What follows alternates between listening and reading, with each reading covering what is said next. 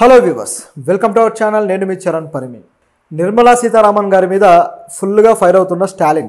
So ఇది తమిళనాడు ఆత్మగౌరవానికే దెబ్బ కొట్టారు నిర్మలా సీతారామన్ గారు అని చెప్పేసి బాగా ఫైర్ అయిపోతున్నారు. నిజానికి ఆవిడ కూడా తమిళనాడు వ్యక్తే, తెలుగువారి కోడలు. సో ఆవిడ తమిళనాడు ఆత్మగౌరవాన్ని దెబ్బతీయడం ఏంటి, తమిళ ప్రజల ఆత్మగౌరవాన్ని దెబ్బతీశారన్నట్టుగా పెద్ద దుమారం అయితే రేగుతుంది. ఆవిడ క్షమాపణలు చెప్పాలని కూడా డిమాండ్ చేస్తున్నారు. సో ఇంత పెద్ద దుమారం ఎందుకు రేగింది? కేంద్ర ఆర్థిక మంత్రిగా ఇప్పటికే 2 టర్ములు చేసి ఇప్పుడు 3వ టర్మ్ కూడా ఆవిడ కొనసాగుతూ ఉన్నారు. సో ఒక టవరింగ్ పర్సనాలిటీ ఇప్పుడు ప్రస్తుతం భారతీయ రాజకీయాల్లో. అటువంటి వ్యక్తి ఇటువంటి విమర్శ ఎదుర్కోవడం, అది కూడా తన సొంత రాష్ట్రంలోనే ఎదుర్కోవడం కొద్దిగా ఆశ్చర్యకరంగా ఉంది. అయితే నిర్మలా సీతారామన్ గారు ప్రత్యక్ష రాజకీయాల్లో రాజకీయపరమైన వ్యాఖ్యలు కానీ రాజకీయపరమైన యాక్టివిటీస్ కానీ ఏవి చేయరు. తన శాఖకు సంబంధించి కూడా ఆ బడ్జెట్ ప్రవేశపెట్టడము, అప్పుడప్పుడు ప్రభుత్వం మీకు అవి ఇచ్చింది ఇవి ఇచ్చింది అనడం తప్ప ప్రజలు చెప్పేవేవి కూడా బడ్జెట్కి సంబంధించి ఆవిడ పెద్దగా ఆలకించదు. మనం గతంలో కూడా చూసాం, ఒక వీడియో బాగా వైరల్ అయింది. సో ఇదే జిఎస్టీల విషయంలో కావచ్చు, వీటిల్లో. అయితే ఇక్కడ అటువంటిదే మరొక సంఘటన జరిగిందనమాట. ఇది కాస్త వివాదాస్పదమైంది. నిజానికి ఏంటంటే, కోయంబత్తూరులో హోటల్స్ యజమానులకు సంబంధించిన ఒక సమావేశం జరిగింది. సో దానికి మొత్తం కోయంబత్తూరు హోటల్స్ యజమానులు అందరూ వచ్చారు. అదేవిధంగా హోటల్స్ అసోసియేషన్ చైర్మన్ శ్రీనివాసన్ అని చెప్పేసి ఆయన కూడా హాజరయ్యాడు. సో వీళ్ళందరూ ఒక అరేంజ్మెంట్లో ఆ మీటింగ్లో నిర్మలా సీతారామన్ గారితో మాట్లాడారు.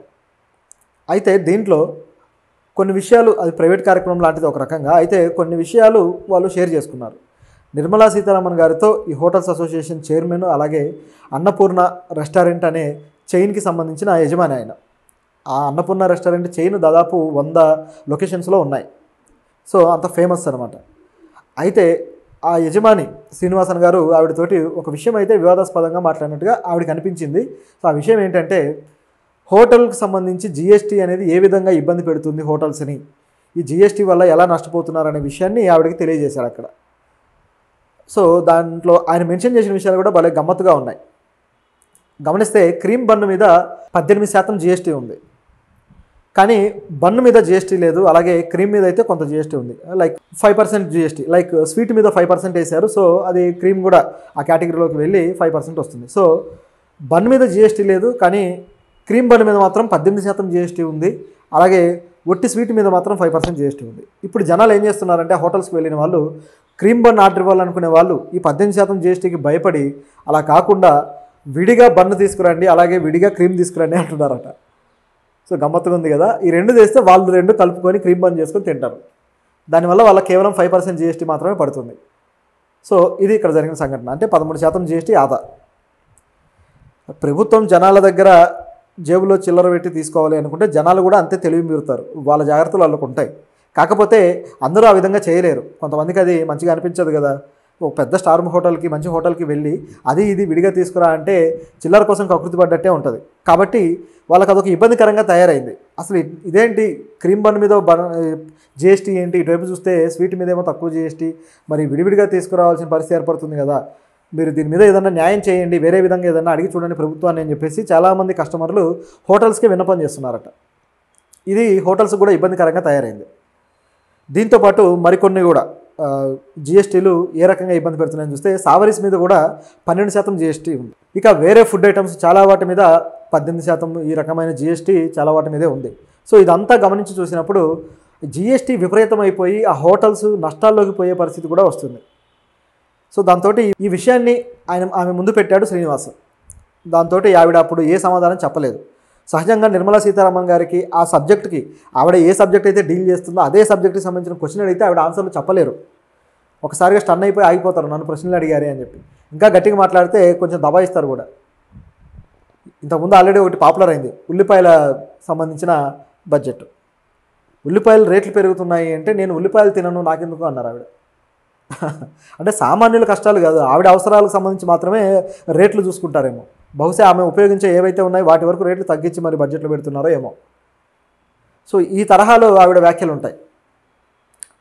అదేవిధంగా ప్రాపర్టీస్ కొన్నప్పుడు, అలాగే స్టాక్ మార్కెట్లో స్టాక్స్కి సంబంధించి కానీ వీటన్నిటి విషయంలో కూడా ఒక ఈవెంట్లో ఒక వ్యక్తి అడిగి, మాకు వచ్చే ప్రాఫిట్ని కూడా మీరే తీసుకుంటున్నారు, ఏదైనా ప్రాపర్టీ కొంటే దాంట్లో ఇంత జిఎస్టీ వేసి మీరు మా ప్రాఫిట్లో సగం మీరే లాగేసుకుంటున్నారు, మీరు ఒక స్లీపింగ్ పార్ట్నర్ లాగా ఉన్నారు అని చెప్పేసి ఆ వ్యక్తి అడిగితే ఆవిడ నవ్వుకున్నారు. సరే మీరు దీనికి సమాధానం చెప్పండి. ముంబైలో మేము ఒక ఫ్లాట్ కొంటాము, కానీ ఆ ఫ్లాట్ రేటు ఎంత ఉందో దాంట్లో సగానికి సగం జీఎస్టీ ఉంటుంది, మేము అది కట్టలేకపోతున్నాం కదా, ఏంటి పరిస్థితి అని అడిగితే నేను స్లీపింగ్ పార్ట్నర్ కదా, సో నేనేం మాట్లాడకూడదు అని చెప్పేసి తప్పించుకున్నారు. అది జోక్ అని ఆవిడ ఫీల్ అయ్యి ఆవిడే నవ్వుకుంటున్నారు. తన జోక్కి తానే నవ్వుకునేవాడిని ఏమంటారు? సో దానికి ఒక పేరు ఉంది. సరే అదలా ఉంటే ఇక్కడ ఆవిడ ఈ విధంగా అన్న తర్వాత ఆ ఇష్యూ కూడా పెద్ద వివాదమైంది. మొత్తానికి ఆవిడ మీద కౌంటర్లు పడ్డాయి. ఇది ఎలక్షన్కు ముందు జరిగింది. ఇప్పుడు చూసుకుంటే ఇదే విషయం మీద ఇంతవరకు బాగానే ఉంది, సరే ఆవిడ ఏ సమాధానం చెప్పలేదు అనుకుంటే సాయంత్రానికి బీజేపీ తమిళనాడు ఏదైతే సోషల్ మీడియా అకౌంట్ ఉందో అందులో ఒక వీడియో వైరల్ అయింది. అదేంటంటే ఆవిడని ఎవరైతే ప్రశ్నలు అడిగారో ఆ శ్రీనివాసన్ ఆవిడకి క్షమాపణ చెప్తున్నాడు. నేను ఏ రాజకీయ దురుద్దేశాలతోటో రాజకీయ కారణాలతోటో మిమ్మల్ని ప్రశ్నలు అడగలేదు, మాకున్న ఇబ్బందిని తెలియజేశాము, మీరు ఏమైనా నొచ్చుకుంటే క్షమించండి అని చెప్పేసి ఆవిడకి క్షమాపణ అడిగాడు. సో ఒకసారిగా అది బాగా వైరల్ అయిపోయింది. తమిళ పీపుల్ అంతా కూడా వైరల్ చేసేశారు. ఒక వ్యక్తి తనకు సంబంధించిన కష్టాన్ని ప్రభుత్వానికి చెప్పుకుంటే దానికి క్షమాపణ చెప్పాలా? ఇదేంటి అంటే తమిళనాడు ఆత్మగౌరవాన్ని దెబ్బతీస్తారా? తమిళ వాళ్ళు ఈ విధంగా అడిగితే వాళ్ళ చేత క్షమాపణ చెప్పిస్తారా అని చెప్పి ఒక్కసారిగా దుమారం రేగింది. సో దాంతో అంతా కూడా గందరగోళ పరిస్థితి ఏర్పడింది. చివరికి శ్రీనివాసన్ కూడా వివరణ ఇచ్చుకున్నారు. ఏంటంటే నేను కావాలని ఏది మాట్లాడలేదు, కానీ ఆ విధంగా వైరల్ అవ్వడంతో ఇక తప్పలేదు, సో ఈ విధంగా రియాక్ట్ అవ్వాల్సి వచ్చింది అన్నట్టుగా అన్నారు. అయితే ఇది వైరల్ అయిన తర్వాత ఆయన్ని బెదిరించి ఉండాలి, నిర్మలా సీతారామన్ గారికి సంబంధించిన వ్యక్తులు బెదిరించి మరీ ఆవిడకి క్షమాపణ చెప్పించి దాన్ని వీడియో తీసి పెట్టుంటారు. అంటే ఆవిడకి అతను వేసిన ప్రశ్నలన్నీ ఒక కౌంటర్గా మారాయి.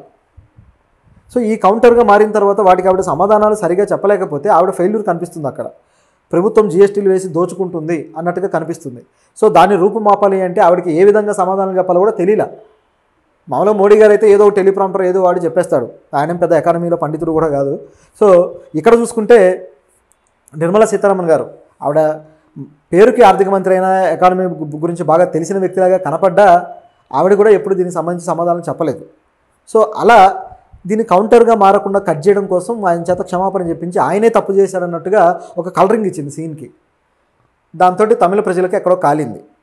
సో ఈ విధంగా రియాక్ట్ అయ్యేసరికి చివరికి ఇది పోస్ట్ చేసిన అన్నామలై, తమిళనాడు బీజేపీ అధ్యక్షుడు అన్నామలై ఇమీడియట్గా ఆ పోస్ట్ని డిలీట్ చేసి తాను క్షమాపణ చెప్పాడు.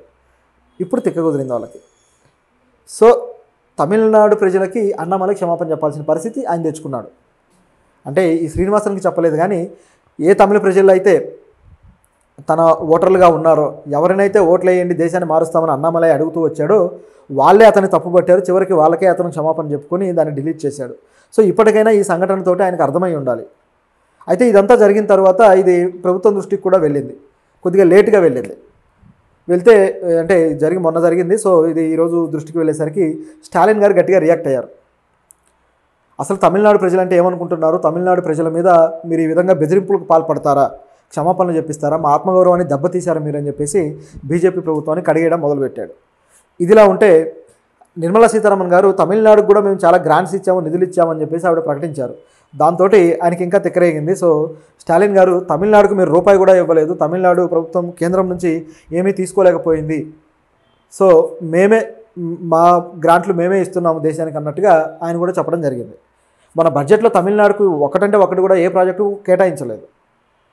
సో చాలా అన్యాయంగా వదిలేశారు సౌత్ స్టేట్స్ని. తమిళనాడే కాదు, కేరళకు కూడా ఏ ప్రాజెక్టు లేదు, కర్ణాటకకు కూడా ఏ ప్రాజెక్టు లేదు, కేవలం ఆంధ్రప్రదేశ్కి మాత్రమే ఉంది, తెలంగాణకు కూడా ఏది లేదు. ఆంధ్రప్రదేశ్కి ఎందుకు ఉందయ్యా అంటే కేవలం ఆ మంత్రుల వల్ల, ఎవరైతే ఎంపీలు ఉన్నారో వాళ్ళ వల్ల వచ్చింది అది. సో ఇది జరిగిన పరిస్థితి. అయితే దీంట్లో రాహుల్ గాంధీ గారు కూడా ఇక రియాక్ట్ అయ్యారు, అలాగే కాంగ్రెస్ పార్టీ అధ్యక్షుడు ఖర్గే గారు కూడా రియాక్ట్ అయ్యారు. సో రాహుల్ గాంధీ ఏమంటున్నారంటే తన మిత్రుల కోసం, అలాగే తన వ్యాపారవేత్తలు ఎవరైతే తన క్లోజ్ బిలియనీర్స్ ఉన్నారో వీళ్ళ కోసం అయితే చట్టాలను కూడా మారుస్తారు, వీళ్ళు దేశాన్ని దోచుకుంటాము, జాతీయ ఆస్తులను దోచుకుంటామంటే వీళ్ళకు రెడ్ కార్పెట్ వేసి మరి వీళ్ళని ఆహ్వానిస్తారు. కానీ ఒక హోటల్, ఇటువంటి హోటల్ యజమానులు కావచ్చు లేదా సామాన్య మధ్యతరగతి వాళ్ళు కావచ్చు, వీళ్ళ మీద మాత్రం పన్నుల భారం వేసి వీళ్ళ మీద దోపిడీ చేసి మరీ దోచుకుంటారు అని చెప్పేసి రాహుల్ గాంధీ కూడా రియాక్ట్ అయ్యారు. పైగా ఇట్లా క్షమాపణ చెప్పించడం చాలా పెద్ద తప్పు అని చెప్పేసి రాహుల్ గాంధీ అన్నారు. మరోవైపు ఖర్గే కూడా ఇదే పద్ధతిలో వ్యాఖ్యానించారు. కేంద్ర ప్రభుత్వం ఈ జీఎస్టీ పేరుతోటి సామాన్యుల మీద ఆర్థిక దాడి చేస్తుంది అని చెప్పేసి ఖర్గే గారు అన్నారు. ఆ మాట నిజానికి వాస్తవం. ఏదైనా రెస్టారెంట్కి కుటుంబంతో వెళ్ళి తినాలంటే ఇక పర్సు సగం జీతం, నెల జీతం అక్కడ పెట్టేసి రావాలేమో అనే పరిస్థితి ఈ జీఎస్టీ వల్ల వచ్చింది. మధ్యతరగతి వాడికి ఏ అమెరికాలో, స్విట్జర్లాండ్లో లేకపోతే మాల్దీవ్స్లో వెళ్ళి ఎంజాయ్ చేయలేరు. కొన్ని మోదీ గారి లాగా లక్షద్వీపులకు ఒంటరిగా ఫ్లైట్లో వెళ్ళిపోయి తిరగలేరు. మధ్యతరగతి వాళ్ళకి ఎప్పుడో ఒకసారి ఏ హోటల్కి వెళ్దామో, సినిమాకి వెళ్దామో అనే పరిస్థితులు ఉంటాయి. అవే వాళ్ళకి పెద్ద పండగ. వాటి మీద విపరీతమైన జీఎస్టీలు వేసి పడేసి మీరు ఇంట్లోనే కూర్చోండి, బయటికి రావద్దు, సొసైటీలో మీరు తిరగద్దు అన్నట్టుగా చేశారు. సో ఇటువంటి చాలా సమస్యలు అయితే ఉన్నాయి. సో నిర్మలా సీతారామన్ గారు ఈ ఇష్యూలో మాత్రం బాగా వివాదాస్పదం అవడం అనేది ఆవిడ యాక్టివిటీస్ని మరోసారి తాను చెక్ చేసుకోవడానికి ఇది ఒక అవకాశం. తను ఏ పొరపాట్లు అయితే చేశారో బడ్జెట్ల విషయంలో కావచ్చు, సో ఈ విధంగా జీఎస్టీల విషయంలో కావచ్చు, ఆవిడ చేసిన తప్పులు మళ్ళీ ఆవిడ సమీక్షించుకోవడానికి దీని అవకాశంగా భావిస్తే బాగుంటుంది.